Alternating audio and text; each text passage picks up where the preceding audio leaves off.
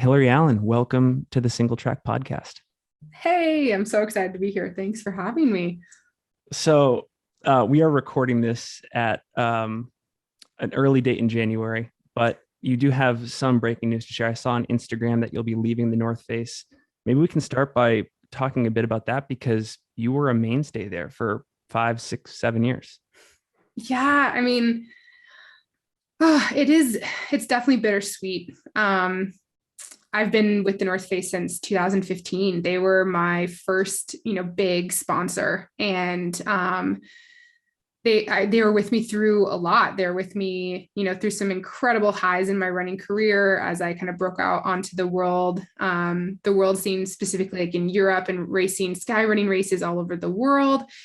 And then, through my accident, they really supported me through that, through the comeback.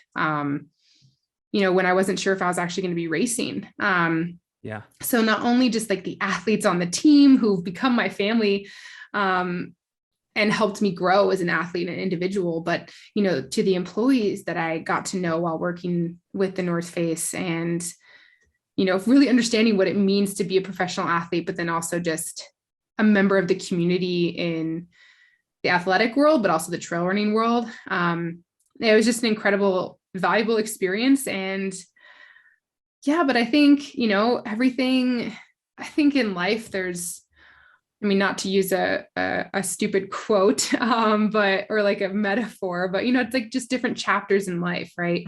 Mm. And that's, I think, what this is. It was an incredible one. But I think it's, now I'm ready to move on to the next one, and I'm excited for what that is. It's a great ride. In this world, I feel like people are changing jobs every year or every 2 years. 7 years is a long time. Yeah. Are you able to say where you are headed next? Because you're right in the middle of like the peak of your career, it seems. So there's a lot to be done still. Yeah. And so thank you, because that's how I feel. And so it's a bit, like I said, bittersweet to move sponsors. And I'm a very loyal person. I can see I would have liked to have my whole career with one brand. But that's just not how this one worked out. But yeah, where I'm going, I'm actually going to join the Brooks team. And what I'm really excited about is that it's a brand that's rooted in running. And I think it's an incredible opportunity, as they're, trying to burst onto the scene on trail. And this is in the US, sure, like they're maybe more known for road running. But the ironic part is that I actually ran my first road marathon in a pair of Brooks shoes. And I won Speed Goat 50K back in 2000, I think it was 16, in a pair of Brooks Pure Grits. So this is actually kind of funny because I was sponsored by North Face at the time, but North Face didn't make shoes. And so I was able to run in different shoes, and Brooks was like my go-to shoes. So it's really funny that now they have even more trail shoes, and they're really looking to expand their trail team. And I'm so excited to be a part of it, and what Brooks stands for from a community standpoint. I'm just excited, and like they're really big in Europe, and I love to race in Europe. So yeah. I know this is breaking news, and in your relationship with them is new, but do you have any insight on like what type of investments they're making in the trail running world? Because like you said, they're very well established, very strong reputation on the road scene. There are some notable athletes. Scott Jurek is like a legacy right. Athlete for them. Is Kat Bradley an athlete there too? She is. Mario as well. Okay. And he obviously Brooks is based in Seattle, but they have athletes all over the world. There's a couple, I'm not sure when I can say this, like some other athletes that are coming onto the Brooks team, which I'm really excited about. Okay. Camille Mayfield is on it as well. So they're really looking to build it out. There's some new ones that I know of, but I'm not sure if I can share it yet because I don't know when they're going live. That's fair. Yeah, so I think it's just a huge opportunity. So like from an investment standpoint, Brooks is partnered with the JFK 50. It's an iconic, it's an iconic race. And yeah, and I think it's like, the perfect there. I think it's really interesting because there's been a ton of runners, coming from the road world and, kind of getting sick of that and then going to the trails. And I think, races like the JFK 50 is like perfect. I remember Zach Miller, right? He used to be on Nike. He was North Face with me for a couple of years. He had one of his debut races as an ultra runner at the JFK 50. And then from there, he butted into his more love of mountain running and things like this. So I think, it's like races like that, or, comrades, like that can kind of, it's ultra running, but it's maybe a little bit more road-esque, and then trying to encourage people to kind of go onto the trails more, and maybe more mountainous. And that's kind of where I come in, because Brooks is huge, at least, the trail running portion of it in Europe. And that's like really where I just love that type of mountain running. And yeah, I think it's going to be really cool to see, more investments in different events, but also races, but also I think community events. And I think that's really where Brooks sets itself apart. Have you already plotted out what 2022 looks like for you? In the process of, because, like changing sponsors, every sponsor has like a different, need for their athlete team of like where they want to show up. For me personally, though, UTMB is an important race, and I'm definitely going back there, especially after what happened this year. And so kind of using other races, to support that. I'm thinking about actually the Gorge Waterfalls 100K. Yeah. It's cool to race local. It's also, a good friend of mine and now colleague, Dylan Bowman, over at Free Trail. He helps, we're basically under his umbrella over at the Trail Society podcast. He's doing great things for trail running in the community, and him and I think it's Cloud Run or something. Rain Shadow. Thank you. Rain Shadow. They're in collaboration, and they acquired that race. So it'd be really cool to support them. It's been notoriously, it's hard. It's more runnable, but it's been a pretty important race for the Pacific Northwest. So maybe, going back to Speed Goat, trying to do some things locally. I have a few adventures planned, some bike races. But I really like to adventure and train. I don't necessarily need to over race. Yeah. Well, really cool. So obviously the bottom line, a lot of exciting things taking place in your personal career right now. One question that we always ask guests of the show, and I feel like you have your pulse on this as good as anybody. What's exciting you most about our sport right now? Oh man, I honestly, there's many things, but I think the thing that's most exciting about our sport is the accessibility. I think many people have had a really rough 2020, 2021 with the pandemic, but like running has been this breath of fresh air, even though, maybe races haven't looked the same and a lot of them were canceled, but running wasn't canceled.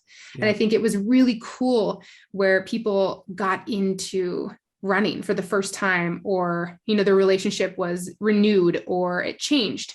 And, some maybe it was negative, right? They couldn't race, so they were struggling for goals, but I still think it's really cool to know that even through like the darkest moments of your life, you could still have something that's really positive.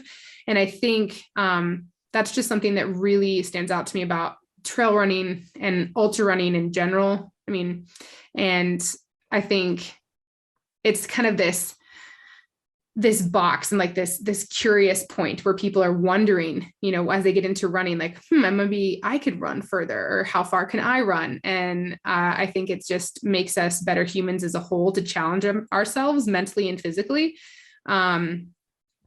So that to me is the most exciting thing. It's cool to see a lot of these traditionally road brands invest more heavily in the trail scene. Like Adidas comes to mind, Saucony, Brooks.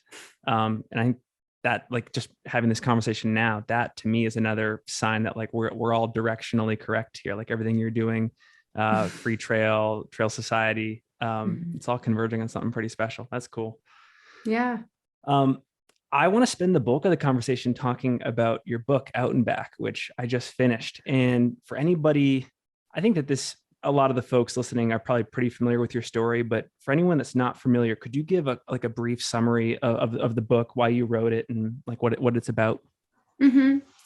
Yeah, and thank you for that.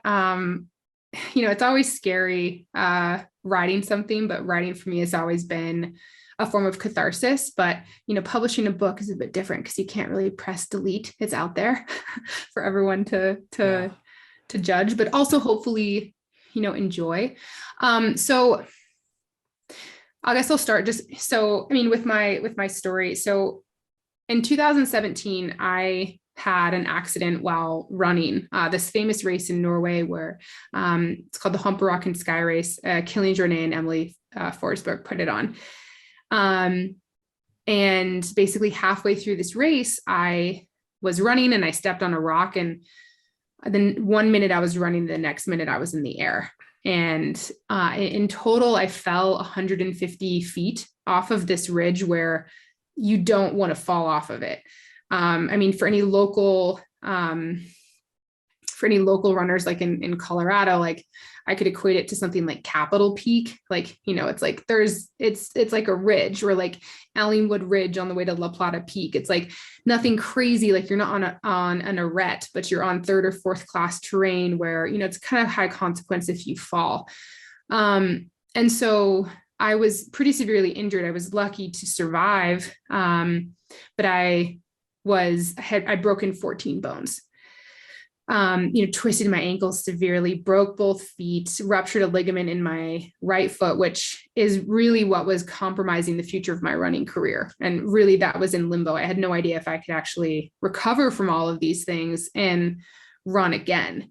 And so that's like chapter one, like, that's where it starts. And, we started off this podcast talking about, my running career and, being with the North Face. And I signed with the North Face in 2015, and this is 2017. So this is really newly into my, trying to figure out what distances I like. And so the most of my athletic career has been post-accident, which is incredible because, spoiler alert, I'm running again. And obviously I'm competing. The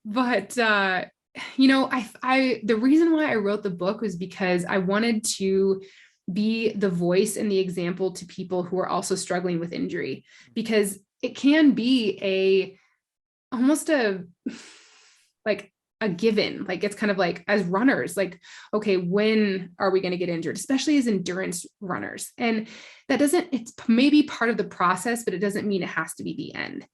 And I was just kind of sick of the story of athletes who were injured hiding, and, you never hear from them. You never hear how hard it is. You never hear, the ugly day-to-day truth of what it really is like to be an injured runner, and to question everything,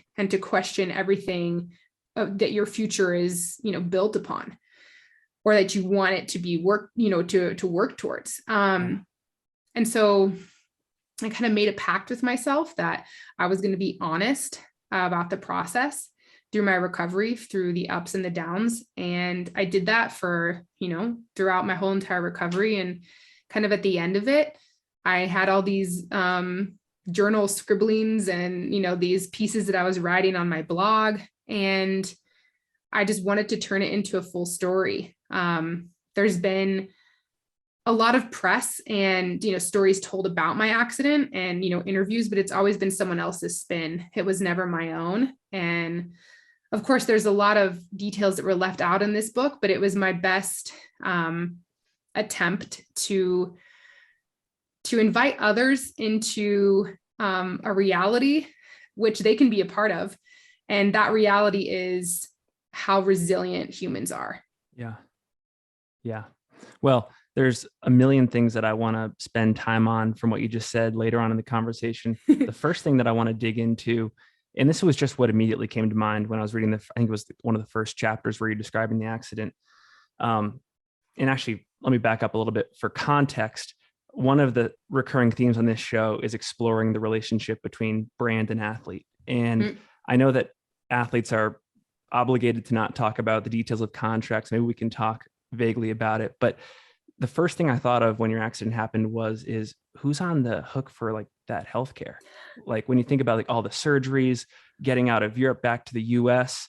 I don't want you to answer that question directly, but I'm curious if your opinion on like the relationship between brand and athlete, especially in these kind of circumstances, has changed. So I was lucky that, I mean, I can't answer it directly. I'm on the hook for it.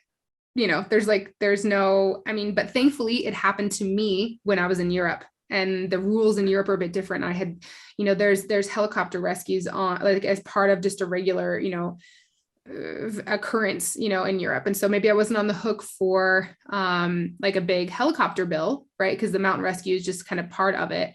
But certainly like the medical bills. I mean, North Face, they, at that time, my athlete manager was extremely supportive, and she actually flew my mother out to come see me, and then they flew me back. No questions asked. Yeah. But yeah, I mean, healthcare and stuff like that, that's the responsibility of the athlete. I mean, because we're like independent contractors. So, and yeah, I mean, I can't, I'm not, this isn't like to share personal details about contracts, right? Yeah. But I know different brands, they can actually offer kind of medical like reimbursements for medical fees and things like this. But I mean, what happened to me is definitely, at least in the sport of running, it's a rarity. Maybe in other sports like climbing or alpinism, right? Yeah. Or but I would argue even like in sky running. I mean, where you fell. I mean, there's a lot of exposure. Even on, I mean, unfortunately, the TDS course earlier this year, we're finding that over time it is a pretty dangerous sport. Yeah, I don't want to editorialize too much, but that's amazing. I mean, I appreciate all the details you shared. I think that was just one of the first things that stuck out to me, is like, wow. I'm personally of the belief, I guess, that brands should be supporting their athletes that way, but I guess that's neither here nor there. No, I completely agree. But for me, it's also just like me saying about danger. It's definitely, I've talked about this a lot too, this idea of like risk versus like this risk tolerance versus, I think trail running is like, it's very high risk, but very low probability. Yeah. So yeah, I was just in the off chance that something happened. It was very high risk, especially, like mountain running. Maybe if trail running isn't, I would say mountain running as opposed to trail running, if that makes sense. Well, I think a lot of these ensuing questions here are going to be very stream of consciousness, because it's just various points in the book where I was fascinated. You mentioned a couple times in the book that there were doctors who said that you would never run again, or you would never at least run at the same level again. And yet you were running, like, what was it, 6 months after the operation? Yeah, I think that was my first, competing at a pretty high level too. I've always been curious about this. Like, did they ever go into detail about why they said what they said and why they were so firm in that belief? It didn't seem like they gave any room at all for hope, which to me seems really counterproductive if you're like factoring the mental stuff. Absolutely. And I think maybe in like the culture of the United States, maybe they're afraid of getting sued. Okay. But so maybe that's behind it. But I mean, I spoke to she was a podiatrist and a specialist, and she had performed this operation. What I had was a Liz Franck injury, and she described it as a foot changing injury. It's kind of the equivalent of like an ACL or something like this. It's like a pretty major thing that like alters the integrity of the foot if it's not fixed. And so I think she said it to me. I actually was kind of appreciative that she said it, because she gave me it was just a sip of reality that was like, look, like this is a possibility that I might not be able to do something that I love and that I took a huge chance on from a career standpoint. Yeah. And I think at that point, it kind of put it back into my hands. Like I had a choice. I don't like being told what to do. I don't like being told, what I'm capable of. And I think I was grateful that she said that to me, just so that I could understand the severity and the seriousness of the situation. And so at the end of the day, I got to make that decision if I wanted to try. Well, I think you already said it, but it made me drastically rethink how much of recovery comes down to mindset and choice. Like I've had a couple friends who've had the same injuries before, and one of them has recovered faster than the other, like rotator cuff stuff and ACLs and stuff like that. I'm wondering if you believe that people can like stay stuck in an injury if they don't, if they're not there mentally.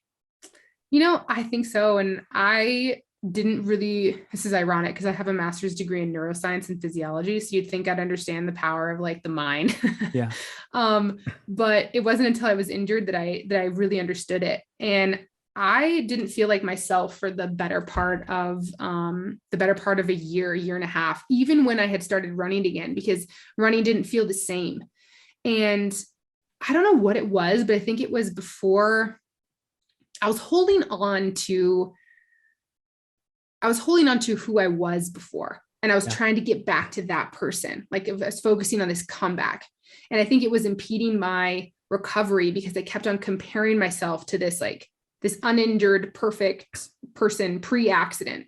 And that was never going to be my reality. Yeah. And so I had to basically just accept that I might never be the same, and that I had to just embrace the ups and downs and just do what I could every day to kind of be the best version of myself, even if that was different from before. And I think once I finally accepted that I wasn't coming back to this person who is gone, essentially, I was able to actually recover and to work on fear and to, run well downhill again, because that took a really long time. And I think it was all mental. Yeah. Yeah. So I'm not a pro athlete. I'm a recreational ultra runner, weekend warrior, but I had an injury a couple of years back where I was running downhill, hit a rock, tripped, fell, twisted midair, landed on my shoulder to brace the fall and tore like my labrum and stuff. And I recovered fine, had surgery and stuff, but I've never been able to get that mental block out of my head. Like the athleticism is there to still move well downhill, but I can't put it into a certain gear anymore. So anyways, I just wanted to share that just for the audience. I mean, it's normal. I mean, I have that too. And it's actually part of I think it's kind of, for me, it's been an evolution as an athlete. I mean, it's really ironic to see that, some of these races that I've run have been some of the longest and, in my opinion, the toughest races that I've ever been able to compete in post-accident. Yeah. And that has something to deal with kind of my evolution and acceptance of fear and not fighting it, because I don't think that, running skyrunning, I mean, the short races, I love the steep things, very, very technical, but the abandonment and the recklessness that you have to run downhill to kind of win these races, like I was doing pre-accident, I don't want to go there. And to me, that's okay. And it's because of what happened to me. You referenced this book called Deep Survival, and we love to share books on this podcast. And can you talk about how that book influenced you post-accident and in your recovery? Yeah. So Deep Survival, it's by Lawrence Gonzalez. And I had it recommended to me, I don't know through whom, but really as a scientist, I'm always looking for why. I want to know why this happened. And I was searching for why, like, did I do something wrong on this ridgeline? Like, why did I fall? Like, what caused it? Why did I survive? And so this question, Lawrence he goes after, he basically goes through the story of a bunch of different people who have survived these incredible accidents, and it's a kind of a more of a discussion of what made each person special into why they survived. And two things that I really took away from that book. The reason why a lot of the people survived these incredible accidents, they're from children who walked away from a plane crash, through the jungles of Thailand. How in the world, they didn't have any survival class. But it's kind of something innate in us humans that we have to survive, and the will to survive and keep going. And so the one thing I think that set them apart was this curiosity, is that they were curious about, basically, if they're running on a path or, they got lost, people who found their way back is because they were curious and looking at different landmarks on the trail just normally. So they're able to find their way back. But like I said, this innate survival instinct of just never giving up and problem solving their way through. Yeah. And my other favorite part about it is that, like, what the real point of survival is not surviving the actual incident, it's surviving post. So, yes. and for me, the first day of survival for me was when I got all my casts off. Like, I could start walking again. I didn't look like an injured person. I looked, rather normal. But that to me was the first day of survival, because I still didn't feel like myself. I still wasn't able to move with confidence or walk without pain. I still wasn't able to run yet. And navigating that felt so helpless and hopeless at times. And that to me was like really finding a way to survive in this new body and experience. The last thing I wanted to ask you on the accident and recovery front is, do you think that you are more risk averse now, or are you back to your, what I would say, like a pre-accident baseline? You know, I don't like falling. I don't think anyone does, but like, I would say I'm not a reckless person. I was never a reckless runner, even when before the accident. I've always been very methodical and thoughtful when going into the mountains. So yeah, I think I'm just more realistic in accepting the risks that you must accept when going into the mountains, and when you're doing something like trail running or going into mountains day after day for hours and hours. I think I'm just more realistic about it, and certainly more cautious in the fact that it sounds weird, but I think, as athletes, we're very strong, we're very, capable, but we often ignore kind of the mental cues, like if we're feeling tired or a little bit unmotivated that day. So I would say that I listen to those things a little bit more, and maybe some would argue that that's weak or, naive, like just keep pushing through. But I think it's actually makes me a better athlete, because if I can listen to those mental cues and actually let my body rest, it's like a sponge, I can actually like wring it out once in a while, and then, absorb more water, or, more training, or, whatever that is, experiences. I think it's just made me wiser.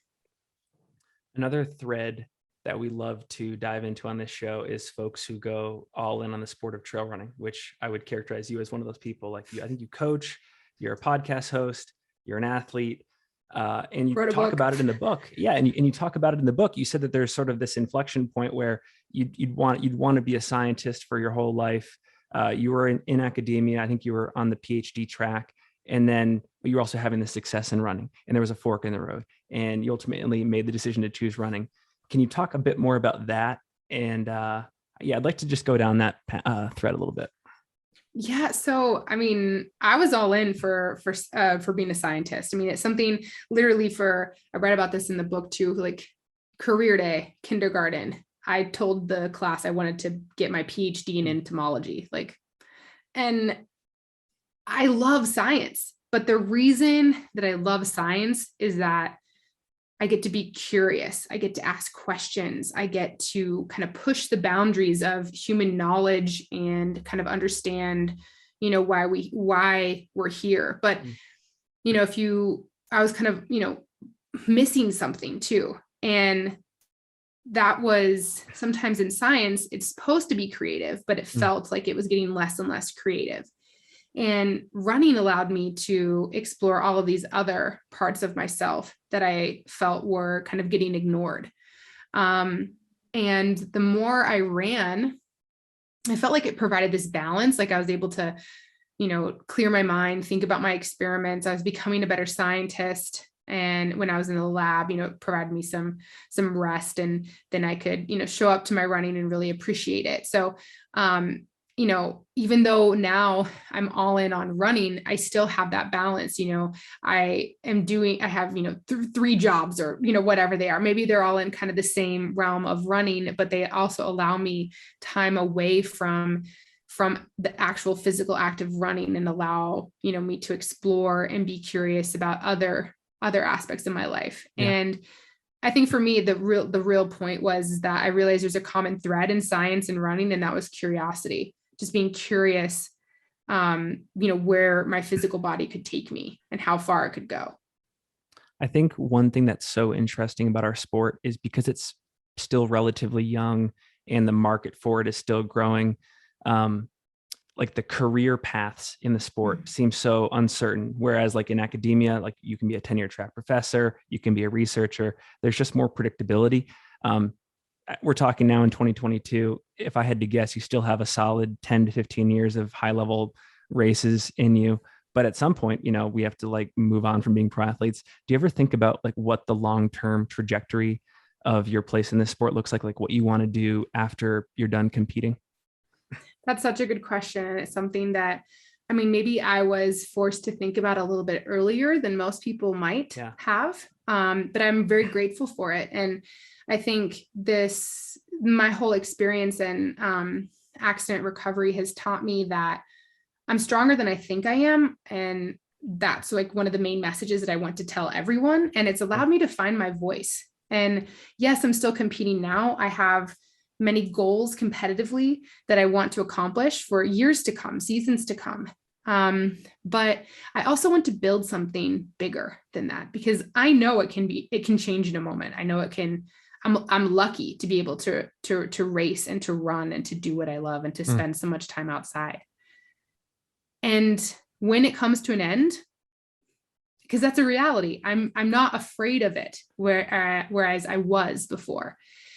But I think what's really cool is that for me, building something bigger than running, and that is showing people that they're more than just a result. They're more than just the moment that they cross a finish line, whether it's first or last. It's all about the process. It's all about the messiness and the in-between. Yeah. And that's where I'm really focusing my work on the book, because I want that to be a positive source for the community in general. Yeah. For people who are injured or just going through a hard point in their life. And I'm a running coach as well. And I think what's so cool about that is that, yes, it's about running and training for races, but it's all about the ups and downs and in-betweens. And, most of the athletes that I talk to, our conversations are focused around, mental health. And, I think that's also something when I'm done competing is I'm not afraid of going back to school and getting a master's in psychology, because that's something that's a really big passion of mine. Yeah. Very cool. Very cool. And on the book tour you did, so for Out and Back, I wanted to ask you about that too. A little unusual. You were in a van. Is that correct? Yeah. Kind of so true to the nature of trail runners, kind of just like bumping from town to town. Yeah. And, so man, I love using running as a means of exploration, whether that's in a new city. I used to hate running in the city, but then it became kind of an adventure. I'd be like, okay, how can I find a new park today from my hotel, or like, wherever you are. And so running is just the coolest way to explore a new place. And what better way to do that when you're on a road trip and like visiting new places, like literally every day if you want to, or living simply out of a van. And so I partnered with this company and I actually now have my own van. Dave and Matt Vans, they did an incredible job. They're here in outside of in the Front Range in Gypsum, Colorado. Okay. But I came to them with this idea that I wanted to do a book tour, because with COVID and the pandemic, you can't really have events inside. So I had like a box of books and I was just doing it outside from my van. We'd go on a group run, and then, I'd interact with the community, that I knew in different cities. I did it in California. I did it like on my way out there. So in Oregon and Washington and Idaho. And I did one in Utah as well, in Salt Lake. So they were pretty low key, but it was really cool. And it was a really cool way to interact with the community. And I want to do actually more. I want to go on the East Coast, but it's really cold right now. So no, as somebody who's from Portland, Maine originally, don't go there outside of like May to October. Never been to Maine, so I would like to go there. But yeah, I need to go there. And when I have a heater in the van, but and it was really cool too, because one of the book tours I did, I bookended it at Hard Rock, and I got to pace my teammate Dylan Bowman for his second place incredible run, where he ran faster than Kilian Jornet, but one of the best ever. Got second. I know. So One of it's the, probably yeah. the best second place ever. It was so cool. He was running so fast. I thought he was going to drop me. And he was like racing 100 miles. It's so impressive. Well, one more thing on that front. Mhm. You're a great Instagram follow because of, I think, the way you live your life. Like, I think you're based in Boulder, Colorado, but you've lived over in France. It Mhm. seems like you're in the van quite a bit, traveling the U.S.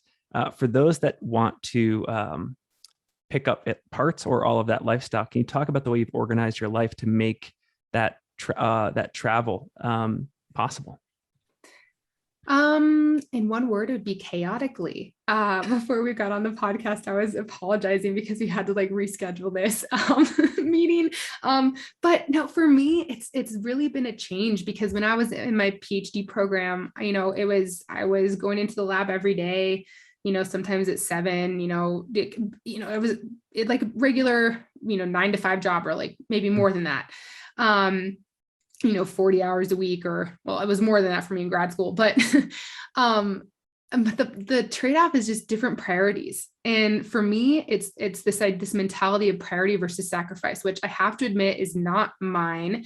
Mario Friuli, he dropped this piece of wisdom on me. But it's this idea of priority versus sacrifice. And if you love something and you want to prioritize it, it doesn't become a sacrifice.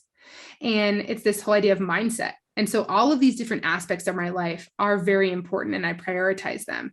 And that to me is, training, being outside. I don't really think about it as training. I think about it as living and being outside, exploring new places and interacting with community members. And those are things that just feed my soul. And so I prioritize them. So if I have some time and I've now structured my life where I can work remotely and I can work anywhere. I have a really good setup in my van. So if I can work anywhere, might as well, go on the road for a bit. But I am based in Boulder. I really like having a home base. I have, a great community here, a great, physio and PT and my gym is here. So it's nice to spend time at home, but it is really nice to get away. But I think it all boils down to that priority versus sacrifice and prioritizing things that are important to you. And for me, that's all those things I mentioned, and it's all based in flexibility. There's a lot of wisdom like that in the book, and I'll save it for the reader because I don't want to give away too much of the book. But the last thing I want to talk about there is you mentioned like a bout with OTS, overtraining syndrome, early on in your career. And I'd love to just talk a little bit about science here before we close up. Could you talk about, maybe we can do a little bit of like a broad coverage of it, like starting by what are the factors in your experience that led to it? And what advice do you have for athletes that are like you? They're really into the sport. They love to work hard. They love the mountains. How can they avoid it in their own training? Yeah, that's a really great question. And it's something that I'm very passionate about, especially for women. I think it can present itself maybe a bit sooner in women than it can in men. But I think the main thing that I learned from it is just being honest. I mean, I have a great coach and a great relationship with my coach. And I can tell him when I'm feeling off, when I'm feeling tired. And, it's one thing if you feel tired, like you're meant to, like if you're running far ways or you're in a big training block, but it's like the patterns of feeling tired for like a long period of time and pushing through it. That is the thing where if you don't have motivation and it's not renewed, every now and then, if you're constantly pushing through, just being unmotivated, feeling tired all the time, not sleeping well, that can be an indication that you're doing too much. And I think that's really important to notice and to be honest with, I encourage people that I coach, but also just the community that, running, there's almost this mentality that you have to push through and that you just have to always put your head down and keep on pushing. And that's not like, you don't get a medal for that. Like it's actually way better for you and you have more longevity in the sport if you listen to your body and like you notice when you need a bit of a break. And I think really for me, the times when I've been on the cusp of overtraining is when I felt like just in this low and that I really wasn't motivated to run. And that is your body telling you that something is off because movement is supposed to be nourishing. And there can be a point where too much of it is is not a good thing. And yeah, I don't think that like ultra running, it can be a bit a bit extreme, but it doesn't have to be that way all the time. Like take an off season. Yeah. Yeah. And we could dedicate a whole episode to talking about this. And I will link to a few. I think Jason Koop and Corinne did an episode on this a couple of years back. That's good. The last question I want to ask on the OTS front is, are there any things that brands can do moving forward to, how do I put this, like relax the pressure of being elite and facilitate like a healthier training and racing schedule? Like, is there still work to be done there, or do they already recognize like we're not going to push the envelope too much on our teams?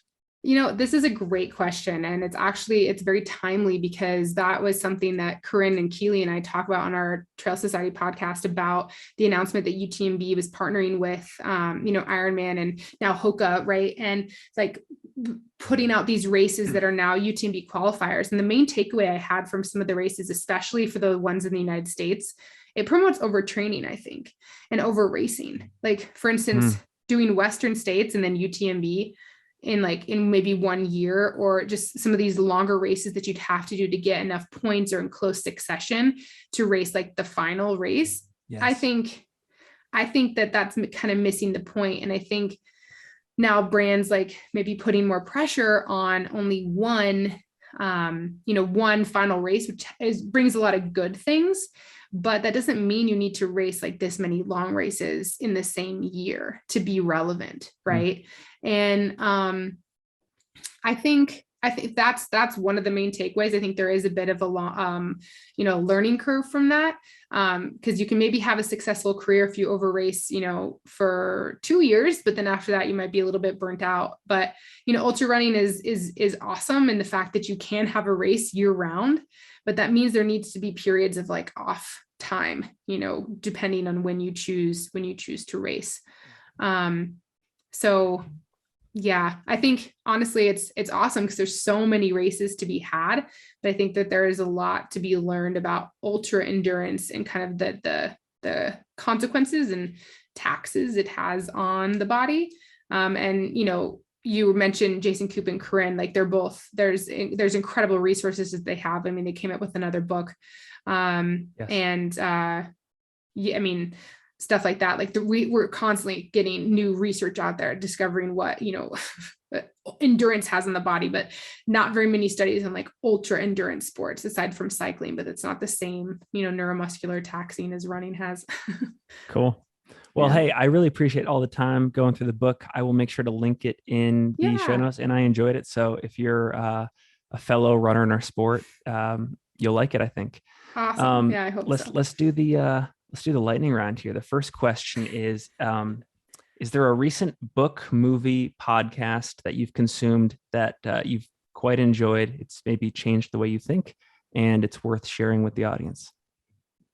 Oh man. Okay. So 3 of them. Yeah, let's do it. Okay. So one book is Running Home by Katie Arnold. I just think it's so refreshing. It's a memoir. How she uses running as meditation and to just like process things that happen in her life. It's just a great book. I really like it. And then 2 movies, The Alpinist, and then the 14 Summits, movie about the Nepalese climber who climbed the 14 peaks over 8,000 meters in 6 months. So it's like, those are impressive to me because it's just the mental strength that it takes for these people to do these incredible things. That's I think what sets them apart. Yes. Last question. It's a little philosophical. If you were given a billboard to put a message on for all to see, could be running or non-running related, what would it say and why? I have 2 phrases that I think I would want to say. Sorry, I can't just choose one. The billboard is 2-sided, so you can put one message on one side, one message on the other. This is great. Okay, one would be you're stronger than you think you are. And then the other one would be believe your best days are ahead of you. That's the perfect place to put a pin in it.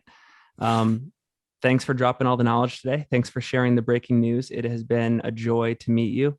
For those that have been stoked by this interview and they want to follow you on social and keep up with all your latest initiatives, what do you want to plug? Well, thank you.